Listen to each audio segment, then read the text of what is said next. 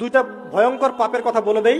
এই দুইটা পাপে যারা আসক্ত হয়ে আছে তারা তওবা করে ফিরে আসলে পরেও সারা জীবন তাদেরকে এটা সাফার করতে হবে। কথা বুঝতে পারছেন না?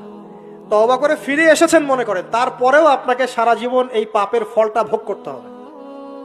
এক, মাদক দ্রব্য দীর্ঘদিন সেবন করেছেন, তওবা করেছেন, ফিরে এসেছেন, আল্লাহ হয়তো মাফ করে দিয়েছেন, আল্লাহ পাক মাফ করে দিয়েছেন, বাট আপনি আপনার দেহের যে ক্ষতিটা করে ফেলেছেন এটা পোষাতে পারবেন না।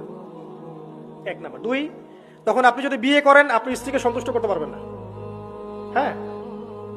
দুই নাম্বার হচ্ছে এই যে গোপনে যুবকরা যে পাপটা করে, মাস্টারবেশন, যেটাকে আমরা বলি হস্তমৈথুন, এই পাপ যেসব যুবকরা করছে বা করে, এবং অ্যাভেলেবেল এই পাপটা সবাই করে, কারণ এখন পর্নের যুগ, পর্ন দেখলে তো আর কোনো উপায় নাই, তখন তো এই পথেই যেতে হচ্ছে, নিজের উপরে নিজেকে জুলুম করতে হচ্ছে।